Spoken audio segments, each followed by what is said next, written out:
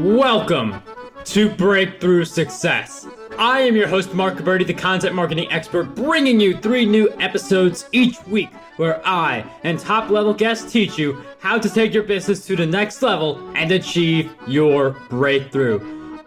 Hello, Breakthrough Success listeners. I just wanted you all to know before the episode actually starts, I've been working a little bit behind the scenes to give you something really special. So a while ago, I wrote my book, Content Marketing Secrets, which helps people create, promote, and optimize their content for growth and revenue.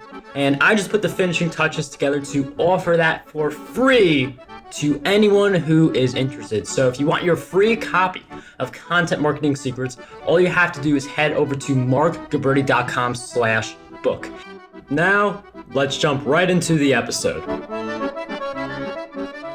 The work that we have to do, it can really add up, and we're doing this all to achieve our ambitions, to go towards this direction that we envision ourselves living our ideal lives. But there are a lot of road bumps that we hit along the way, and it's during these moments, these downward spirals, where we can really question ourselves. We can question, why are we really doing this? Is there going to be any success for me? Is this manifestation even possible, or am I just dreaming of a fantasy?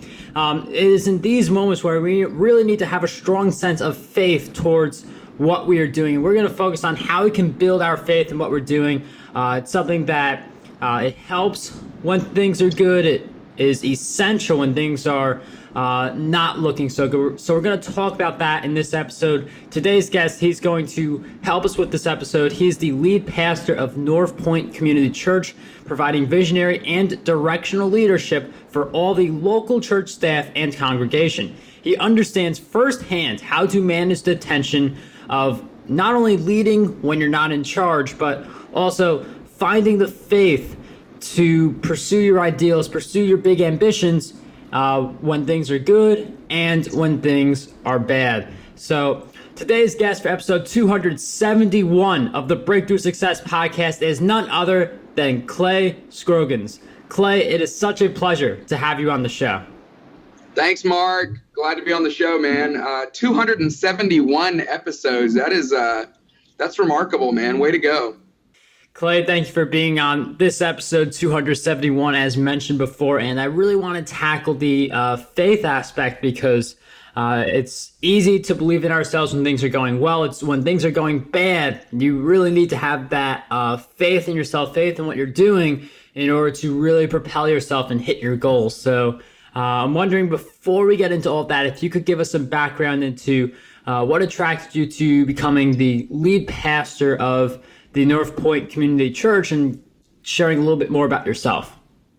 Sure. I grew up in Tuscaloosa, Alabama, which this time of year, a lot of talk about football in that little town.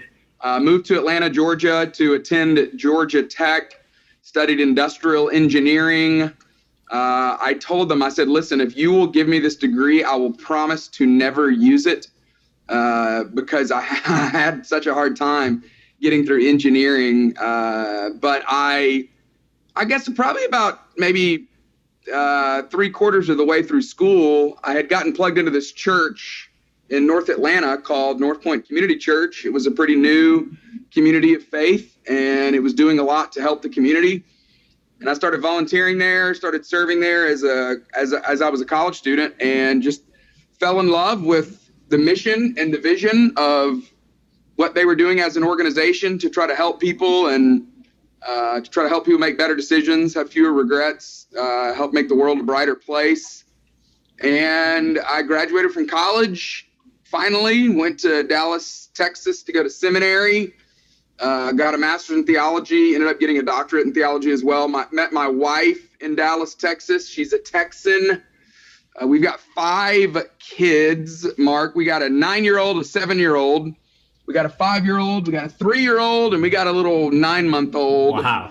And so our hands are full, but it's all, right now it's a lot of fun. Our 7-year-old is about to start playing flag football on Saturday. So that's what I'm most excited about. And about a year ago, I published published this book called How to Lead When You're Not in Charge, which has been so much fun. I've had more conversations about leading through influence rather than authority than I ever imagined that I would have. And I've been looking forward to today's conversation as well.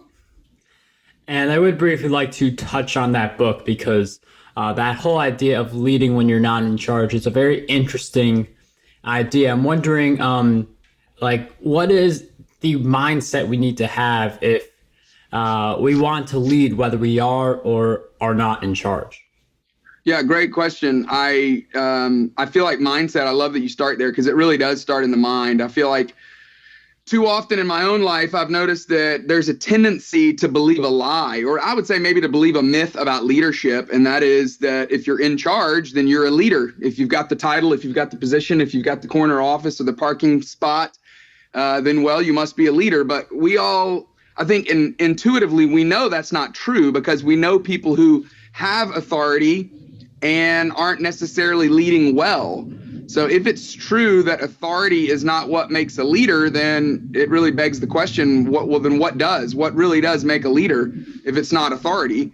And I genuinely believe that it's influence, that influence is what really makes leadership work. I think influence, it's like if you were to slice open the concept of leadership, it would ooze influence because influence is the essence of leadership, the ability to move people, the ability to inspire people, the ability to convince people to do what they don't want to do to accomplish what they want to accomplish. That really is what influence is, which is ultimately what leadership is. And if it's true that you don't have to be in charge in order to lead, then I have found this to be a really hopeful message for anybody, whether you're in charge or not. Because even the best leaders, the ones that have some sort of authority, they still find a way to lead through influence and not through authority, because that's the way we all want to be led anyway. So I really believe your question is the best place to start. It's got to start in the mind. It's got to start by convincing yourself that if influence really is leadership, then I can be a leader no matter what position I'm in, no matter how many people work for me or how many people don't. So that's the concept of the book. That's the essence of the book. And I really love this distinction between influence and authority, because authority is just based on a title, but influence is based on the impact you have on individuals. And even if you don't have that status, then you're influential to people. They see you as a leader. So I really like that distinction, that focus on influence, because that's definitely a lot more important than having the authority, because that doesn't necessarily equate to effective leadership. So one of the things that, speaking of influence, one of the things that influences our ability to lead and become successful is our faith in ourselves, our faith in what we're heading towards. So how do you recommend we build our faith in our work, what we're doing, and the direction we're heading in? Yeah, all of us have faith. I mean, no matter if we're speaking in religious terms or just in terms of what you're doing today, all of us believe in something.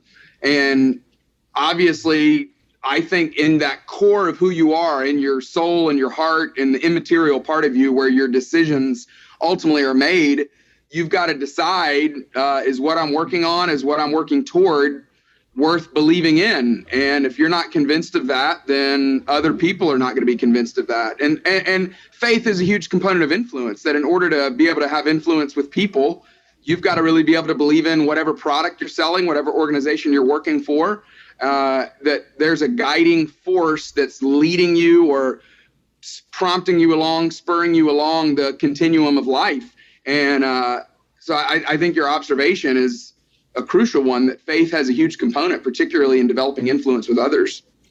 And when it comes to faith, I feel like a lot of people understand how important it is. Again, not just from a religious standpoint, because obviously a lot of people have a lot of different beliefs on that, but in the faith and what we're doing and who we are, things like that is important. But while I feel like a lot of people recognize that, there are some people who maybe they've had a lot of faith in themselves in a long time. They hit this really bad bump in the road. And now it's like, what do I do now? Am I making a mistake? Is this not meant for me? What have I been doing? So for those people who they've been doing pretty good, they've really been ambitious, they've really been putting in the work, but for some reason they feel stuck, and they're just having a little bit more difficult time channeling in that faith. What would you recommend for that person for staying faithful during some of the more difficult times? Yeah, the concept of the book that I wrote is obviously all about influence versus authority. It's all about how do I be a person that's constantly cultivating influence, developing influence, so that I can leverage that influence when I lack authority. I feel like a huge component to cultivating influence is leading yourself well.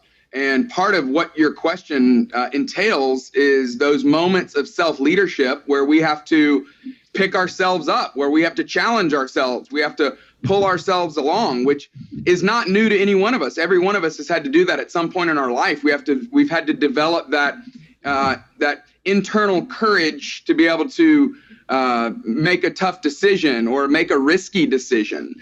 So much of self-leadership is the ability to talk to ourselves, which is probably the most constant conversation that you have all day long, is the conversation you're having with yourself. And it's being able to encourage yourself, being able to build yourself up enough to say, hey, this is worth it. This is possible. And because of that, I'm going to put in the work, or I'm going to take the risk. I'm going to step out there and be more courageous. I feel like all of self-leadership ultimately is determined by your own identity. How do you see yourself? How do you believe other people see you? And in the book, I begin with the concept of identity, because leading without authority challenges our identity, because so many people place their identity in how much authority they do or they do not have. And in order to be a person that says, hey, irregardless of how much authority I have, I want to be developing influence, you've got to be able to look past the authority deprivation that you might feel, so that you can lead yourself well today, so that you can coach yourself up enough to be able to be a person that's cultivating influence, whether you have authority or not. And you mentioned identity, which I believe is something very important. And I feel like people have an idea of who they are, obviously, but when it comes to what do you do, what do you specialize in, or questions like that, we can sometimes draw a little bit of a blank. So what's your recommendation for being able to create an identity and being able to verbalize that when in a conversation? Well, this is where my faith comes into play, Mark. And I know you've got listeners that believe all kinds of things, but for me, I can't separate my identity from who God says that I am. I feel like we've all got voices that we listen to. You've got the voice of your childhood. You've got the voice of your parents. You've got the voice of your boss, the voice of your friends, your coworkers.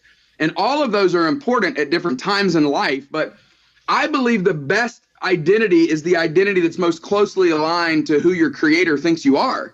And so you've got to make that determination on your own. Who do you believe that there is a designer or a creator, and who do you believe that designer has created you to be? And if so, if there is a designer, then making sure that that voice is the loudest voice in your life is crucial to you forming the healthiest sense of identity. That it can't just be about who your parents raised you to be, or who your friends are telling you that you're supposed to be, or even who your clients are demanding that you be. You've got to be most true to who God has created you to be. That's got to be the loudest voice in your life. And so, one of the most difficult things about faith is that it creates too much distinction. It creates too much division. But I really believe that if we're armed with enough humility, that we could learn something from every person. And so, if you can even get past what your own belief set is, to begin to turn up the voice of a Father in heaven who loves you, who cares about you, who believes in you, who's created you. If you can let that voice be the loudest voice in your life, I believe it's really the only thing that I've found that can help me through those difficult days where my identity is being questioned by the people around me, or by the people that I'm working for, or the people I'm working with. I just feel like it's crucial to your identity to turn that voice up the loudest. And it's really interesting the approach you use, because there are a lot of different voices that are going to be in your life, but it's choosing to turn up the right voices, the ones that say, I believe in you, or God's voice, of course, depending on what your beliefs are, but turning up those important voices in your life. And you also mentioned humility also. And I feel like we all get the idea of, okay, it's good to be humble. Like that feels like an important thing. Like a lot of people who talk about it say that it's important. But how exactly can we become more humble? Yeah, that's a great question. And I feel like what you're doing right now, Mark, is you're really, you are modeling humility by asking questions. I feel like the greatest exercise for humility is curiosity. Curiosity breeds humility because curiosity says, I don't know everything. I've still got a lot to learn. Have you ever noticed that arrogant people don't ask questions? Yeah. The reason why arrogant people don't ask questions is because they know everything. They don't have anything to learn. And so it can't be empty. It can't be without good intention, but even the spirit of curiosity itself, it tills the soil for humility in our lives because it allows us to practice.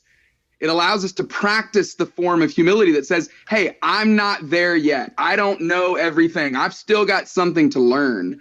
And so if you can force yourself today to find it within yourself, to suspend your judgment, suspend whatever it is that you believe is true or right or healthiest, and to be as curious as possible with the client that you're facing today, with the challenging employee or the challenging boss, it will help you develop a sense of humility. I believe curiosity, it's like going to the gym for your physique. It builds the muscle. Curiosity builds the muscle of humility in our lives.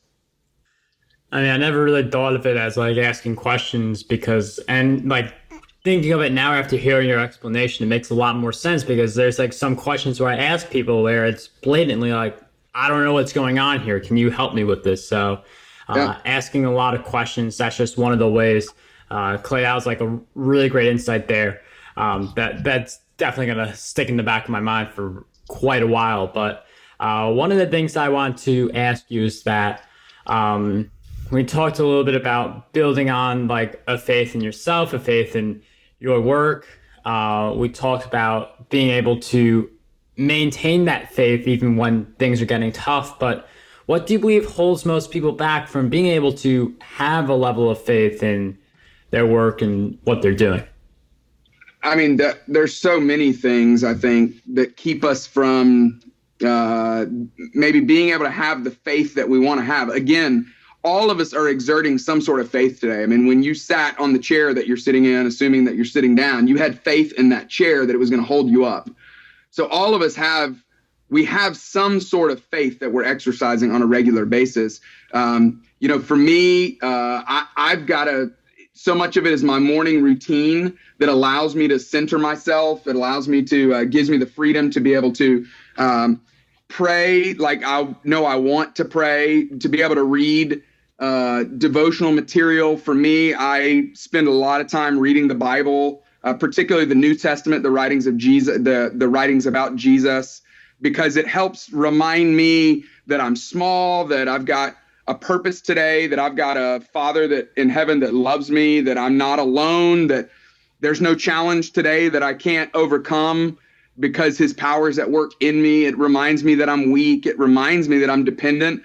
All of those things, for me, they're part of my morning routine because it gives me the perspective that I need to be able to approach the day. So whatever your routine is in the morning, I feel like it has to encompass some sort of form of, it has to encompass you leading yourself, you leading your thoughts, determining for yourself, what are you going to believe about the circumstances that you face today? And how are you going to respond to those? Those are some really good questions that we should think about. I mean, like, how are we going to respond to some of the different things that can come our way? And there's just a lot of things that do hold people back from being able to tap into their faith towards their work, towards their ambitions. But Clay really hit a few good ideas, like right on the head. So, but again, like those questions, just really insightful to think about some of the obstacles that are going to come your way and how you're going to respond. Because if you could build a strong response going in, then it's easier for you to maintain that faith. And I mean, maybe a few more times when I sit in this chair, yes, I am sitting while doing this interview, I'll think, wow, I have faith that this chair is going to hold me. Something that, like, I feel like that's one of the more subconscious ones where you're not consciously thinking about it. So I think for everyone listening, if you're more conscious of the subconscious thoughts that, okay, this chair is going to hold me today, then it's easier to build on something like that. That's great. And I know that, like, a lot of people are facing a lot of challenges, which is why, you know, you need to have that level of faith. And that's why we're having this conversation, because some people, they face that challenge, their faith shatters. Other people, they face that same challenge, they have the faith in what they're doing, and they're able to propel past that challenge. So with challenges in mind, I'm wondering, Clay, if you could share with us one big challenge you faced in your journey and a powerful lesson you learned during that challenge. Yeah, one of the challenges that I constantly face is feeling like I'm not good enough, or feeling like I'm an imposter. Even, you know, I wrote this book. It landed in the category of leadership. I didn't necessarily set out to write a leadership book, but so much of writing about leadership caused it surfaced a lot of insecurity or a lot of challenges in my own heart, in my own life, about whether or not I have what it takes, which I feel like for anybody today that's starting a business, or anybody today that feels like what you're working on today is bigger than yourself, I feel like that's quite normal. In fact, that's a very healthy thing to think of. That's a very healthy way to think about your work. And instead of being intimidated by it, instead of allowing it to tap into your insecurities or your the weaknesses that you feel, I've really found those to be times where I can feel more dependent on anything outside of myself. You know, for me, that's where my faith in God shows up most, is having to decide, you know what, that I am not holding the future, but I've got someone that I can rely on that is. I'm not responsible for outcomes, that I'm responsible to put work in and to hustle and to grind, but I've got somebody who is responsible for outcomes. I'm not responsible for other people's emotions. I'm responsible for my own emotions. I'm responsible for how I'm leading myself, and I'm accountable to help other people and to be an encouragement and to be an inspiration to other people, but I'm not responsible for other people's emotions, but I know the one who can lead other people emotionally. So those are things that have been challenges for me that I've had to learn to overcome in order to take another step today, in order to get out of bed today, quite honestly. And so for whoever's listening, the same thing is true for you. No matter if you're starting a business, no matter if you're in the middle of a business, whatever challenges you face, learning to see those challenges as opportunities to rely on something outside of yourself, I think is crucial. And I really like the idea of relying on things outside of yourself, because we only have so much that we know. We only can do so much, but looking for some of these outside sources for inspiration and moving forward can really help us with the goals that we're pursuing. And another thing that can help us with our goals is self-education. And with that in mind, I'm wondering if you could share with us 3 books that you believe will have a positive impact on us. Yeah, one of my favorite leadership books is called Leadership and Self-Deception. It's by the Arbinger Group. That's been a fantastic read for me. The Leadership Challenge is a book that I come back to over and over again that is a resource for me. And then the book that I probably read most lately with our leadership team in our organization is a book called Predictable Success. All 3 of those books have been really challenging for me. Clay, thank you for sharing those great book recommendations. We will have all of those in the show notes, marketberry.com/E271. And we'll also throw in my book, Content Marketing Secrets, where we recently released the audiobook version of that book. And before we wrap up this episode of Breakthrough Success, Clay, I've asked you several questions throughout our time together. You mentioned 2 really good questions that we should be asking ourselves, and the obstacles and how we're going to respond when those come our way. But what do you believe is another question that we need to be asking ourselves more often? Yeah, one of the questions that I love is not a question for yourself, but it's really a question for other people, is what is it like to be on the other side of me? I think it's a healthy question to ask because it allows you to get into the middle of what it is that's cultivating influence for you and what it is that's costing influence for you. And ultimately, every single one of us, we owe it to ourselves to know what are those things that we're doing that are helping us create more influence with others, and what are those things we're doing that are hurting us in creating more influence than others. And the best place to look is to allow other people to speak into that, to allow other people around us to help us monitor the life that we're living. And so asking not just yourself, but asking the people around you, hey, what is it like to be on the other side of me? I have found to be a super helpful tool in helping me learn how to cultivate more influence and learn how to eliminate the things in my life that are costing me influence. Clay, thank you for sharing with us that really great question and an interesting role reversal where it's not just this is what I should ask myself. It's also let me ask other people, and that really does help out with boosting your humble, that theme, that your humility, that theme that we touched on a little earlier. So thank you for giving us that question and all of your great insights throughout our time together. If you guys want to learn more about Clay, grab your copy of How to Lead When You're Not in Charge. The link to that book will be in the show notes. But in addition to your book, Clay, is there any other places where you want us to go to learn more about you and keep in touch? Yeah, I'm on Twitter, Instagram at Clay Scroggins, and then I've got a website, clayscroggins.com. I would love to keep in touch. You can get some weekly updates, and I send out a weekly email of encouragement and hope and a lot of challenges for all of us as we're trying to learn how to lead beyond our position. Clay, thank you for sharing with us some of those ways to keep in touch with us. Social media is a really powerful tool, so you can use all those to connect with Clay. But once again, Clay, I can't thank you enough for coming on the show. It was such a pleasure to have you on Breakthrough Success. Thanks, Mark.